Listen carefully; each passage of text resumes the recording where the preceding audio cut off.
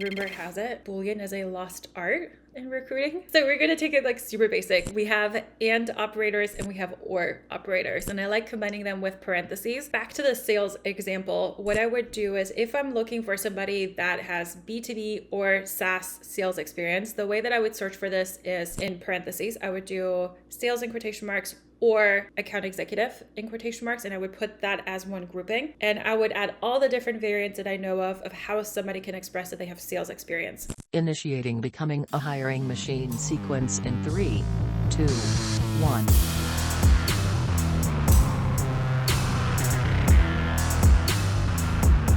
Hey everyone, it's Sam Keenly, and welcome back to Becoming a Hiring Machine. This is the show dedicated to fixing recruitment by going beyond saying what needs to change and instead teaches you how to make that change. Today we've got a great Tactical Tuesday episode ahead of us, but before we get into that, I want to tell you a little bit about the show. Essentially, we have shows within the show here. Some days we have interviews with industry thought leaders and others who are shaking up the space, while other days we cover things like trending topics. Stop by every Tuesday, like today, for a Tactical Tuesday episode where we go deep on how to do something. It's going to help you drive better results in your day-to-day. And occasionally, you get a mic drop episode from Matt where he shares something he's been thinking about within the recruitment space and wants you to know. And as a reminder, the content we share here on the show, make sure that you subscribe for more. All right, today's Tactical Tuesday. Boolean G is not my lover. All right, I'm just kidding. Sorry. If you didn't pick up on that subtle reference, though, nested in that god-awful singing, I promise I'll never do that to you guys again. I'm really sorry. We're going to talk about Boolean operators today.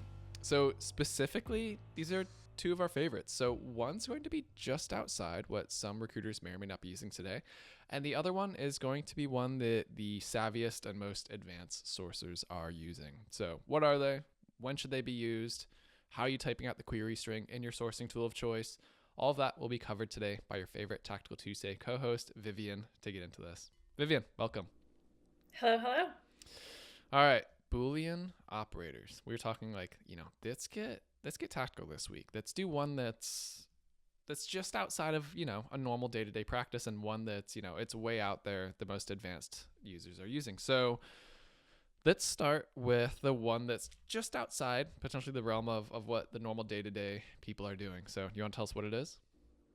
Let's do it. I actually have no idea what it's called. It looks like a roof. It's the upside down V. It's the A without like the dash in the middle. It's for math. Like if you're typing out a math query on a computer, you use that little upside down V, the roof. To the nth power. Yes, for exponentials. That one. So that one, when you add a number, so the way to do it is, for example, if you're looking for a programmer that has experience with Java and Ruby, but Ruby is more important than Java, you would do Java in quotation marks and Ruby in quotation marks. Then you would add the roof with a number behind it to express how much more important Ruby is over Java. So if you do it's like 5 times more important, you would do the roof symbol and then a number 5 behind it. And that will let Boolean know Ruby is more important. So it will prioritize showing you profiles that have Ruby on there and maybe some Java. And that way you can actually sort by priority of the skills that you have to have, versus if you just do Java and Ruby, it will look for profiles that have both. And in some cases, Java might be a little bit more prominent and things like that. So when you do the little roof thingy, it's just going to prioritize people that have a lot of like Ruby on their profile, which is what you want. So yeah. Interesting. Okay. So yeah, I see it. So I'm just showing like for any instances where one of them shows up, but yeah, it's like, okay, try to find the ones though that there's a lot of Ruby on there. There's more of this versus just, I don't need just any engineer, but okay. So that's definitely a more advanced one. Definitely. But this only works with specific skills, and I would only recommend using this for anything that doesn't have any variance. So another example is sales. How people express that they have sales experience is so different. They don't always have just sales. Sometimes it's account executive. So there's a couple of different variants of how people express that they have sales experience. So I wouldn't recommend doing that because there's too many different options to express the same skill or experience. So you only want to do this with stuff that only has one expression of that, if that makes sense. There's only one way to say Ruby, I think. Don't quote me on this. But let's just say I'm right on this one, hypothetically. If there's only one way to express that you have Ruby experience, then that little roof icon makes sense. Otherwise, if it's sales, then not necessarily, because people might mention sales once, but then have like account executive or like a bunch of different ways of expressing it in titles, just because sales is not always like the best title for it. But they might have other ways of expressing that. So yeah. When it's more broad. So even like I'm translating to marketing, the world that I know, it's like if you put marketing to the fifth, it's like, well, what part of marketing? Like product marketing, digital marketing, email, like all that. So yeah, to your point, yeah, when you can get very specific with it, like you said, there's no further breakdowns of it versus that being nested as part of a larger parent, so to speak. Okay. I get it now. Huh. I like it. Okay. So that one's definitely advanced for a lot of people. Let's go to one that probably the day-to-day user can start incorporating and just makes things a lot easier. So in that case, and every recruiter should know this, but rumor has it, it is that Boolean is a lost art in recruiting lately. So we're going to take it like super basic. We have and operators and we have or operators, and I like combining them with parentheses. So back to the sales example, what I would do is if I'm looking for somebody that has B2B or SaaS sales experience, the way that I would search for this is I would put the following in the first set of quotation marks. I would do in parentheses, I would do sales in quotation marks or account executive in quotation marks, and I would put that as one grouping. And I would add all the different variants that I know of how somebody can express that they have sales experience.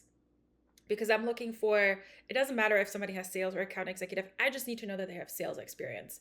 So you can put all of this in quotation marks, in parentheses, and you can separate them as ors. Once you have that first set, then you do and then you have another set of parentheses. And in there you can do B2B in quotation marks, or SaaS in quotation marks, or business to business, or business, the number 2 business, and all the different ways that people can express that. And that way you're looking for somebody that has sales experience from the first bracket and B2B or SaaS or whatever your requirements are. And this is how you can then kind of narrow it down. So that's kind of like the basics of it. But it seems like not everybody knows this lately, unfortunately. No. And it's so powerful. I remember early in my career, I worked with our segmentation analyst, and this in a lot of platforms, so we use Marketo at the time, it's called filter logic, where it's how do you leverage the parentheses to do these different, the logic based criteria, ands, ors, all of that. So yeah, so many people are like, well, it could be this or this or this, but I also need to have this as a requirement. And that's where sometimes they get in that mess of like, okay, how do I use filters or do this when you can't structure it? But that's the beauty of the parentheses there, where it's those groupings, like you said. So it's, well, they need to be in sales, or they could be called an account executive, or they just need to know how to do prospecting, or they just need to know biz dev. It's like, I don't know what to do. That's perfect. Put all in a parentheses, put ors between them, close that parentheses out. You've got your grouping, but then they also need to have SaaS experience or B2B. So that's where you then have that and into that other thing there. So powerful, like you said. And once you unlock that, it really is like, you're just like, I wish I learned it so much earlier in my career, but when I did, like, this thing is a lifesaver. When you get into these multivariate type things where it's like, it's kind of this, it's kind of that. It's like, let's do them all. Like, cover your bases. Exactly. And because a lot of recruiters seem to be forgetting this is actually a magical superpower.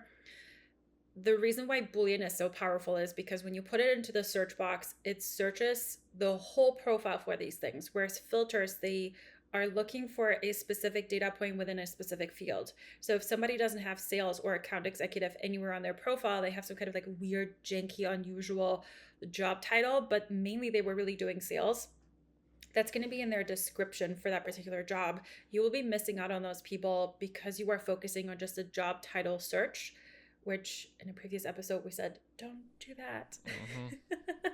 At least don't start with it. Let's do that. And so you want to focus on what are the must-have skills, what are the must-have experiences, put those in Boolean because there's so many different ways that people can express that. And through using Boolean, searching the full profile, you can actually start seeing how are people presenting themselves. So a lot of times what recruiters don't realize is that they're like reverse marketers, or like not really reverse marketers, because marketing does the same thing. It's like, okay, well, if I were a prospect or the ideal customer, how would I search for what I am offering? And so as a recruiter, you're not trying to look for people that express their experience how you want them to express it. You have to think of it in terms of, how do people in that industry actually share the experience that they have? How can I find them? And so you have to kind of put yourself in their position. And the best way to do that is start with a couple of Boolean search strings to find the must-have skills and experiences.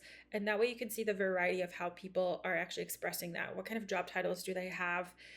Because it varies from industry to industry. And then if you're in banking, they have very specific internal job titles and all that fun stuff. And so you really want to look at more of the description in their profile as a whole, than specific fields are filterable.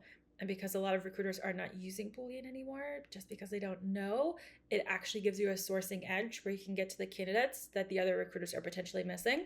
And you're just going to be more successful. Yeah. I love it. Well, that might be one of my favorite ones so far. So, Viv, as always, appreciate your knowledge. I have a feeling a lot of people are going to take something away from this one. So hopefully we get some good responses back. Hopefully you get some emails, DMs, anything else about people that are just like, you should have seen the candidates I just pulled out with us. So as always, appreciate you joining to share this with us.